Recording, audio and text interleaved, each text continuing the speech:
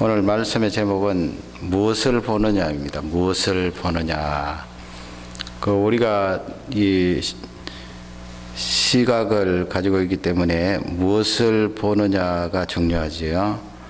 여기서 무엇을 보느냐 할 때 영적인 그런 시각도 포함되어 있음을 말씀은 가르쳐 주고 있습니다. 세 가지 그렇게 보는 관점, 보는 시야가 있을 텐데요. 세 가지 살펴보기를 원합니다. 첫 번째는 죽음의 길을 걸어가고 있음에도 자기가 모른다는 거예요.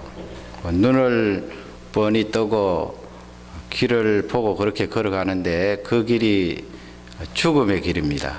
그런 죽음의 길을 걸어가고 있음에도 잘 모른다 하는 그런 말씀인데요. 지금 이 왕하 6장 말씀은 아람 나라, 시리아 나라하고 북쪽 이스라엘하고 그런 있었던 내용이고, 잘 아시는 대로 선지자는 엘리사 선지자입니다. 아람 나라가 이제 북쪽 이스라엘을 자꾸 침공을 하는데 잘 되지 않는 거예요. 북쪽 이스라엘 하면은 아람에 비교해서 조그마한 나라인데 쉽게 그냥 소나기에 잡을 것 같은데 전쟁에서 그렇게 승리를 할 수가 없는 거예요. 그러니까 아람 나라 임금님이 이제 신하들을 모아놓고 회의를 하는데 도대체 어떻게 된 일인가. 우리나라에서 이 작전을 짜서 이스라엘을 침략할 때 먼저 다 알아버린다는 거예요. 어떻게 다 아느냐. 틀림없이 우리 아람 나라 안에 어떤 첩자가 있어서 우리의 작전을 그들에게 먼저 알려주었기 때문에 이스라엘이 알고 우리가 내려가려고 하는 그 목전에 기다리고 있다가 전쟁에 실패하곤 한다 하는 그런 내용이었어요. 그러니까 그 이야기를 듣던 신하가 임금님, 그게 아닙니다. 우리 쪽에 첩자가 있는 것이 아니고 저 북쪽 이스라엘 나라에 엘리사라고 하는 선지자가 있는데 그는 우리가 할 작전들을 다 미리 알고 이스라엘 임금님에게 보고를 하기 때문에 우리가 전쟁에 나가도 이길 수가 없었습니다. 그렇게 하니까 아람 나라 임금님이 그러면 엘리사라는 사람이 어디에 있느냐 알아보라고 이야기하고 엘리사를 잡아라 해서 아람 나라 군대가 이제 이스라엘로 내려오는 내용이 이 왕하 6장 서두에 있는데요. 그때 당시만 해도 이 엘리사 선지자가 도단이라는 그런 성읍에 있었습니다. 이제 이 아람 나라 무기도 강하고 병거 말을 몰고 와서 이제 사마리아 도단 성읍을 이제 포위하고 있는데 18절 말씀에 가면은 엘리사 선지자가 이제 그들을 향하여 내려가서 하나님 앞에 기도를 하는 내용이 나와 있죠. 하나님 아버지, 저 아람 나라 군사들의 눈을 어둡게 해주세요. 그렇게 기도했더니만은 아람 나라 군사들이 눈이 어두워진 거예요. 창세기 19장에 보면은 소돔 고모라 성 안에 이 두 천사가 들어갔을 때 소돔성 사람들이 두 천사를 내어놓으라고 그러잖아요. 범죄하려고. 그럴 때 천사가 능력이 있으니까 그 사람들의 눈을 어둡게 해서 문 앞에 있던 사람들이 눈이 갑자기 어두워지니까 드듬드듬 해서 각자 길을 찾지 못하고 헤매는 내용이 나와 있는데요. 오늘 본문 말씀은 그렇게 시각적으로 맹인이 되게 했다 그런 말씀은 아니에요. 이거는 학자들의 주장인데요. 왜 그런가 하면은 시각적으로 맹인이 되면은 도단이라는 성읍이 골짜기 위에 평지거든요. 도단이라는 성읍을 내려가려고 하면 상당히 비탈길이고 또 사마리아 성읍까지 이동을 하는데 아람 군사들이 여러분 앞을 보지 못하고 드듬거린다고 생각하면 그 많은 군사들이 어떻게 움직였겠어요. 엘리사 선지자 가는 데 따라 그냥 쭉 따라갔거든요. 그러니까 거기서 주시는 중요한 포인트는 멀쩡히 보고 있는데 모른다는 거예요. 보고 있는데 모르니까 문제가 심각하지 않습니까? 자기가 지금 죽을 길로 가고 있는지 살 길로 가고 있는지 길은 가고 있는데 모른다는 거예요. 틀림없이 이 아랍 나라 군대는 죽을 길로 가고 있거든요. 그 19절 말씀에 가면은 이 엘리사 선지자가 이제 눈이 어두워진 그 아랍 나라 군사들에게 이 길도 아니요 이 성으로도 아니요 내가 너희들을 인도할 테니까 나를 따라오너라. 너희들이 잡으려고 하는 그 사람에게로 내가 너희들을 인도하겠다 하면서 앞장서서 가잖아요. 가는데 아랍 나라 사람들은 앞장서서 가는 그 사람을 잡으려고 왔다가 이 보기는 보는데 모르는 거예요. 그리고 자기들이 표했던 그 도단 성읍 안에 이 엘리사가 있었는데 지금 방향을 바꾸어서 사마리아 성읍으로 가고 있는데 모르는 거예요. 그래서 20절 말씀에 가면은 이제 엘리사 선지자가 도단하고 사마리아하고 한 20km 이상 떨어졌거든요. 얼마나 멀어요. 거기 쭉 가서 이제 사마리아 성읍 안에 싹 들어가서 엘리사 선지자가 20절에 다시 기도하잖아요. 하나님 아버지 저 군사들의 눈을 열어 보게 하옵소서 하니까 하나님께서 눈을 싹 열어주니까 여기가 어딘가 그때 이제 알아보게 된 거예요. 북쪽 이스라엘의 수도인 사마리아구나. 그 사마리아 성 주변에는 북쪽 이스라엘 군사들이 딱 포위하고 있고 이제 죽게 된 거 아니에요. 아랍 나라 군사들이. 그러니 이 말씀은 눈을 뜨고 엘리사 선지자를 따라왔지만은 죽을 길로 따라온 거예요. 이제 포위가 되어서 이스라엘 군사들이 가만히 놔두겠어요. 물론 엘리사 선지자가 죽이지 말고 대접하라 그래서 대접을 잘해서 아랍 나라로 돌려보냈습니다만 이 전쟁 시에 그렇게 적진하루로 자기 발로 걸어 들어가면 죽는 것 아니에요. 여기서 주시는 중요한 메시지는 눈을 뜨고 걷고 있는데 죽을 길인지 살 길인지 모르고 걷는다는 거예요. 우리 사람들 가운데 그런 사람들이 있어요. 죽을 길인지 살 길인지 모르고. 그래서 우리가 새생명 축제가 필요하고 성령의 능력으로 그들이 깨달음을 받아서 살 길로 옮겨야 되거든요. 성경은 그것을 우리에게 잘 알려주고 있습니다. 그러나 우리 인생이 어리석기 때문에 죽을 길로 지금 가고 있으면서도 자기는 잘 따라간다고 그냥 열심히 따라가고 있거든요. 그러나 틀림없이 그 길로 들어가고 죽게 되어 있어요. 그것을 이제 성경은 알려주고 있는데 그 사무엘상 3장 13절에 보면은 하나님께서 그런 말씀을 하세요. 그 엘리 제사장의 두 아들들이 있는데 그 두 아들들이 저주를 자청하였으므로 그런 말씀을 하세요. 저주를 자청하였으므로 그러므로 내가 엘리 가문을 영원토록 심판하겠다. 무서운 말씀인데요. 그 엘리 두 아들이 성막 안에서 여인들과 범죄하고 또 하나님 앞에 제사를 드리려고 백성들이 왔을 때 가장 먼저 갈고리로 꿰어서 하나님 앞에 드려질 그 제물을 자기들이 취하고 먹었잖아요. 자기들은 잘한다고 생각했겠지요. 당연히 그렇게 해도 괜찮다고 생각했는데 하나님께서 보시기에는 너희들이 저주를 자청하였다.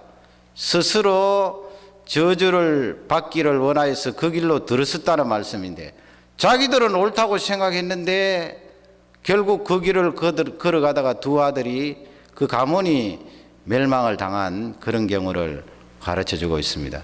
가룟 유다도 한번 보세요. 가룟 유다도 보면은 예수님께서 얼마나 회개할 기회를 많이 주셨어요. 그리고 이 요한복음 12장 말씀에 보면은 마리아가 값비싼 향유를 예수님 머리에도 붓고 발에도 붓고 그렇게 헌신을 했는데 말이죠. 예수님 장사될 그 몸을 준비를 했는데 이 가룟 유다는 돈에 욕심이 있어서 너는 어찌해서 그것을 팔아서 가난한 사람에게 주지 않느냐 그렇게 책망을 하는데 예수님께서 그 가룟 유다에게 기회를 많이 주었잖아요. 회개할 기회를 주고 내 그릇에 손을 넣는 그자가 나를 팔자라 몇 번이나 경고하고 회개할 기회를 주었는데 이 가룟 유다는 그냥 언전 맨입 받기 위해서 예수님을 팔았어요. 자기는 바른 길로 갔다고 그렇게 보았겠지요. 눈을 똑바로 뜨고 걸어갔는데 그가 걸어간 길은 멸망의 길이었어요. 무시무시한 어둠의 길이고 결국은 스스로 목숨이 끊어져서 영원히 심판을 받는 그런 사람이 되었던 것입니다. 여러분, 이 세상에는 똑똑하다고 말하면서 자기 계산하고 내가 사는 방법이 가장 옳다고 떠들고 다니는 사람들 가운데 이렇게 멸망의 길로 걸어가고 있는 사람들이 많이 있습니다. 이 멸망의 길로 걸어가는 사람들을 향하여 기도하고 그들의 영혼을 위하여 간절히 사모할 때 성령께서 역사하셔서 이런 새생명 축제를 통하여 돌아오는 능력의 역사가 나타나는 줄 확신합니다. 두 번째는 28절 이하의 말씀인데, 보기는 보는데 엉뚱한 것을 보는 거예요. 그것도 큰 문제잖아요. 엉뚱한 것을 보면 어떻게 됩니까? 완전히 엉뚱한 것을 봐요. 28절 말씀에 가면 이제 이 아람 나라 사람들이, 조금 지난 이야기예요. 앞쪽에 제가 드린 그 말씀, 왜냐하면 아람 나라 군대를 엘리사 선지자가 살려줬거든요. 살려주고 잘 대접해서 자기 나라 돌려보내니까, 옛날에는 그래도 나라 사이에 인정이 좀 있잖아요. 그래도 우리가 죽을 목숨 살려주었는데 대접도 잘 받고, 그러니 적극적으로 다시 침략을 하지 않았는데, 어느 정도 세월이 지나니까 이 아람 나라 사람들이 또 침략을 했는데, 이번에는 사마리아 성을 주위를 에워쌌어요. 그러니 옛날 전쟁은 장기전입니다. 포위를 해놓고 기다리고 있는데 성 안에 있는 사람들은 먹고 살 것이 없는 거예요. 양식이 다 떨어지고 하니까 나중에는 어떤 일이 일어나는가 하면, 임금님이 성 위에 이렇게 성곽이 위에죠. 옛날에는 왜 성이 이렇게 있으면은, 성곽이 있으면 그 위에 마차도 이렇게 다닐 수 있도록 전쟁하기에 편하도록 그렇게 넓게 해놨거든요. 여리고 성읍도 그렇고.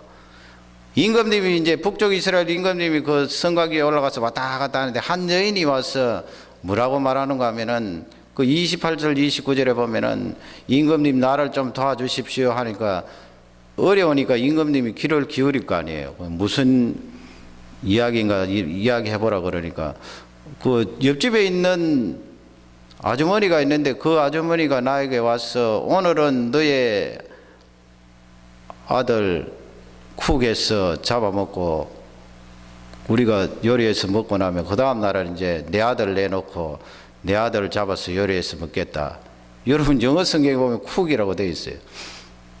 그랬는데 이 첫 번째 날 내 아들을 그렇게 잡아서 먹었는데, 그 다음 날 되니까 내놓기로 한 이 여인이 아들을 숨겨버리고 그냥 도망쳐버렸습니다. 어떻게 하면 좋겠습니까? 하나님을 안 섬기고 우상을 섬기는 북쪽 이스라엘 나라에 그와 같은 잔인한 일이 일어났어요. 사람이 먹을 것이 없으니까 사람을 잡아먹는 거예요. 역사적으로 그런 일이 일어났었거든요.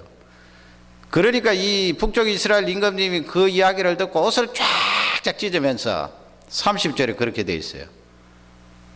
그 다음에 31절에 보면 뭐라고 말하는가 하면, 그 말이 참 기가 막혀요. 내가 사밧의 아들 엘리사의 머리가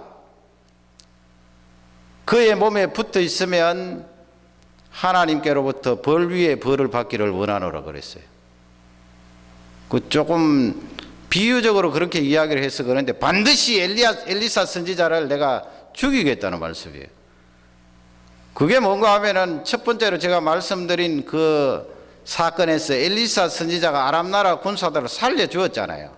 그러니까 이 임금님은 반드시 그때 그 군사들을 다 처단을 했었어야 되는데, 왜 엘리사 선지자가 살려서 돌려보냈나는 거예요. 이게 지금 그 북쪽 이스라엘의 임금님의 눈이 잘못된 거예요. 엉뚱한 것을 보고 있어요. 보기는 많은데 엉뚱한 것을 봤어요. 그 눈을 자기 자신에게 보고, 하나님 아버지 제가 잘못되었습니다, 그렇게 회개를 해야 되는데, 거기 30절에 보면은 백성들이 막 옷을 찢을 때 이렇게 보니까 굵은 베옷을 입고 있었다고 그래요. 여러분, 굵은 베옷을 왜 입습니까? 그 하나님 앞에 회개할 때 굵은 베옷을 입는데, 이 사람은 형식적으로 입은 거예요. 그래서 이스라엘 백성들이 이렇게 자식을 잡아먹을 정도로 힘들고 어려운 일을 맞이한 것은 바로 저 선지자의 잘못이다. 그렇게 엉뚱하게 본 거예요. 그 하나님께서는 그런 것으로 교훈하기 위하여서 엘리사 선지자에게 아람 나라 군사들을 돌려보내라 하시지 않았거든요.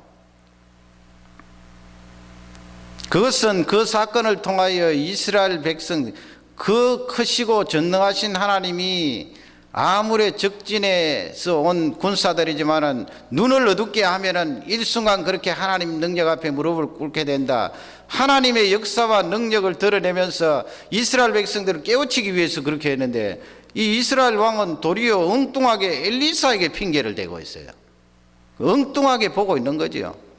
그 눈을 가지고 자기 자신을 가만히 관찰하고 우상 섬기는 이스라엘 백성들을 관찰하여서 회개시키고 자기 자신도 진실로 회개하고 하면은 하나님께서 긍휼을 다해 주실 텐데, 그 엉뚱하게 보고 있는 거예요.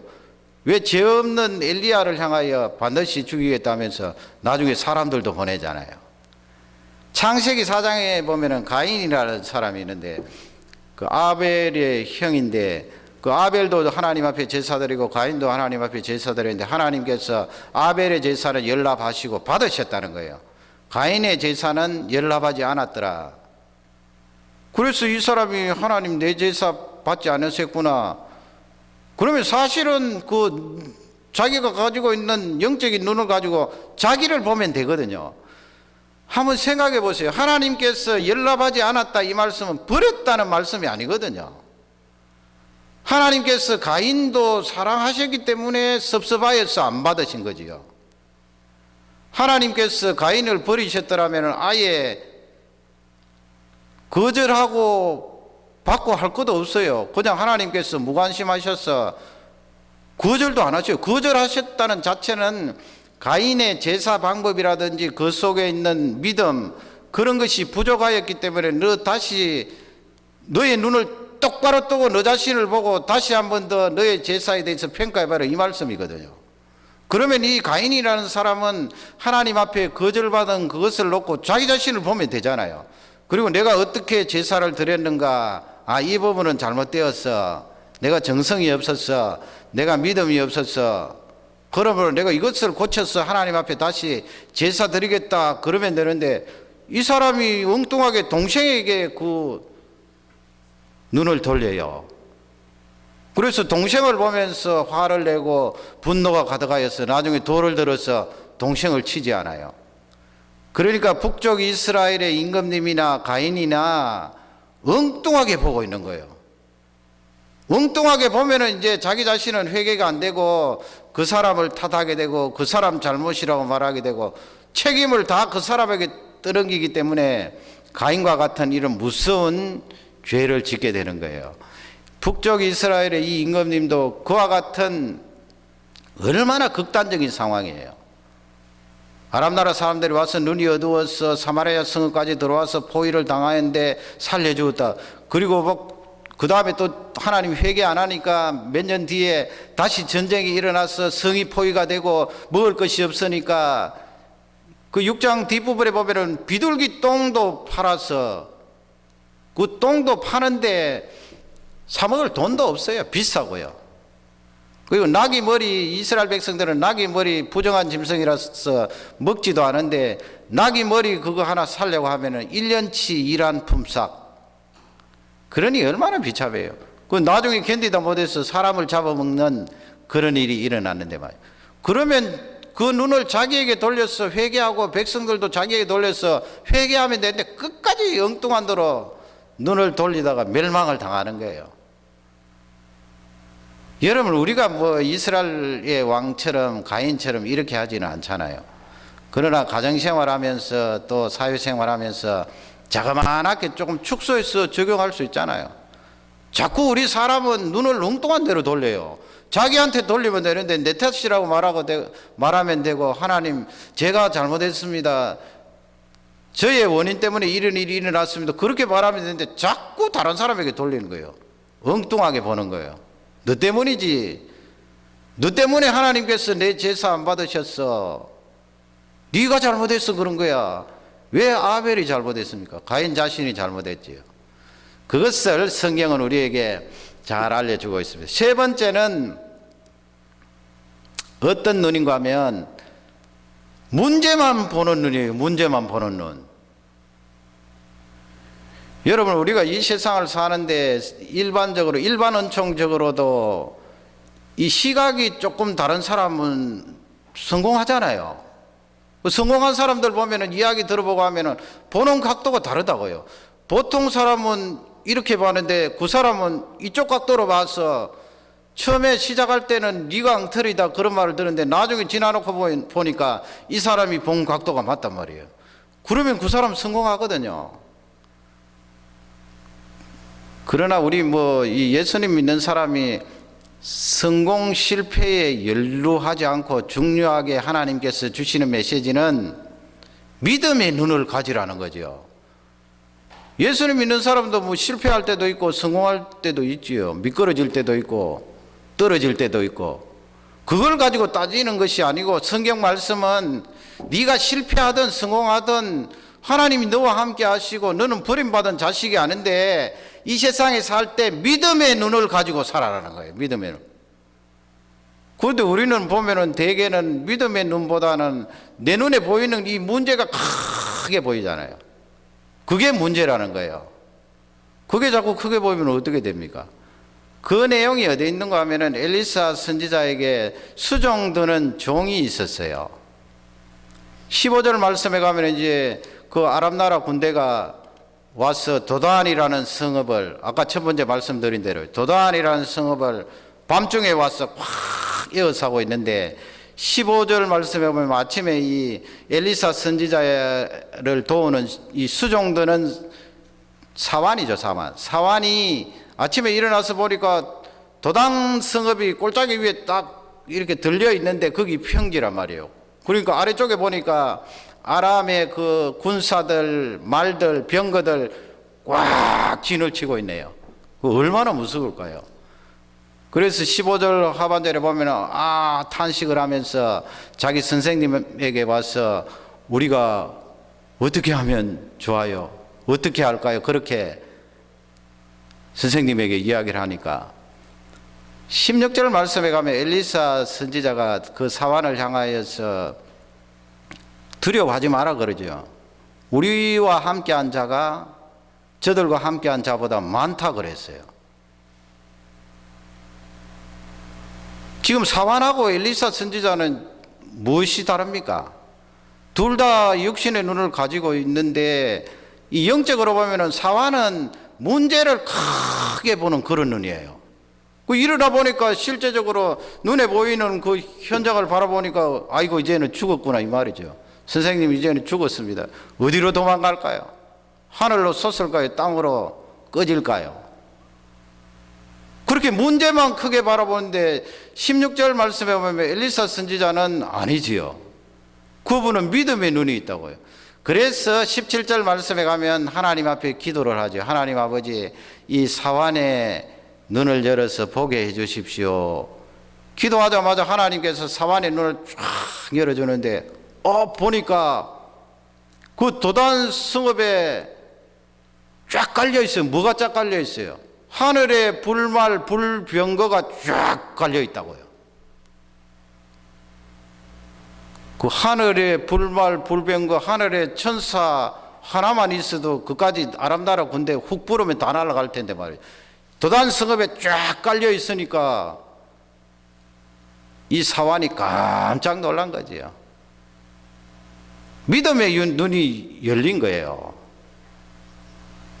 하나님께서 우리에게 주시는 말씀은 세상 사람도 조금 다른 시각을 가지고 이 세상을 살아가면 성공하는데 너는 하나님 믿는 자녀라고 하면서 믿음의 눈은 하나도 없고 날마다 문제를 바라보면 문제만 크게 보이고 탄식하고 이제 죽었습니다. 어디로 솟아날까요? 그렇게 이야기하는데 믿음의 눈을 열어서 불말과 불병거가 너를 지켜주고 보호하고 하나님이 너와 함께 하신다는 것을 깨닫고 알아라는 말씀이에요. 그 믿음의 눈으로 보라는 말씀이에요. 여러분, 그 믿음의 눈을 하나님이 열어주셔야 보입니까? 하나님 이 사환처럼 내 눈을 확 열어주셨어요. 지금도 천사 보여주시고 병거 보여주시면 제가 믿겠습니다. 안 보여주셔도 여러분 있잖아요. 뭐가 있습니까? 성경 말씀 있잖아요. 성경 말씀 그 100% 하나님 말씀인데 내가 너와 함께 하겠다 그러면 그 내가 함께 하는 거예요. 내하고 하나님이. 너 걱정하지 마라 그러면은 하나님이 나에게 직접 말씀하는 거예요. 걱정하지 마라. 살 걱정하지 마라. 그러면 그 말씀을 가지고 믿음의 눈으로 바라보면 되지요. 걱정하지 말고 너 기도해라 그러면은 그 말씀대로 그러면 내가 걱정하지 않고 하나님 기도하겠습니다. 믿음의 눈으로 기도하겠습니다. 그러면 보이거든요.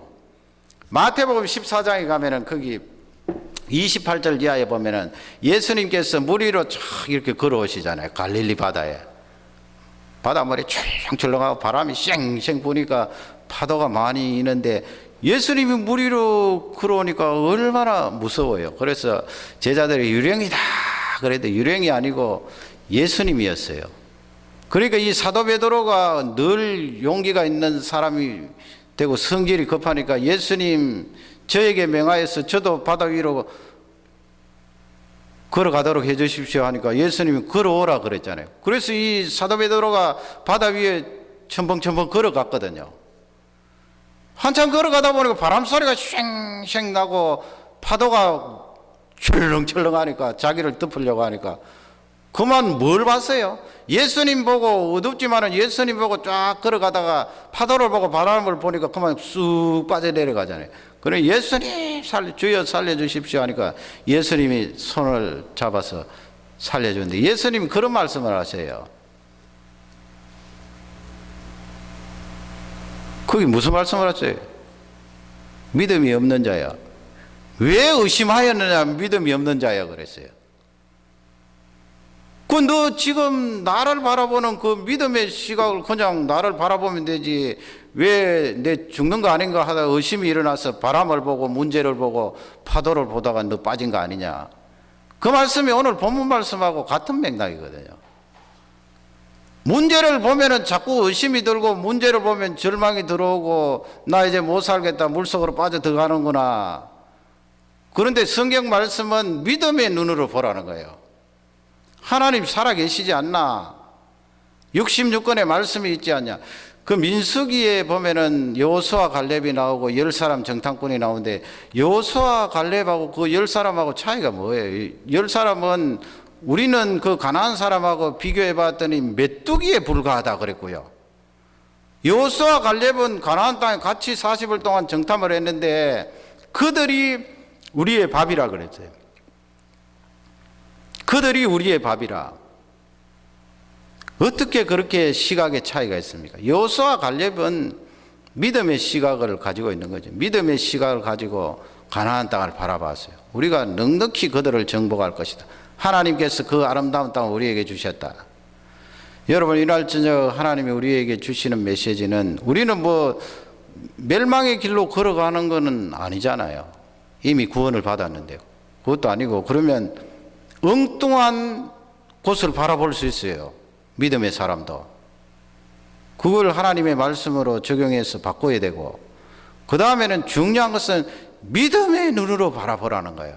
뭘 보든지 믿음의 눈으로 바라봐야 하나님의 자녀라고 할 수 있지 믿음의 눈으로 안 보면 다 절망이고 다 좌절이고 다 죽음이지요. 그 믿음의 눈을 바라보고 무엇을 하든지 승리하도록 해라 하는 귀한 말씀입니다. 이 말씀이 축복이 되기를 주님의 이름으로 축원합니다. 우리 다 같이 기도하겠습니다. 말씀을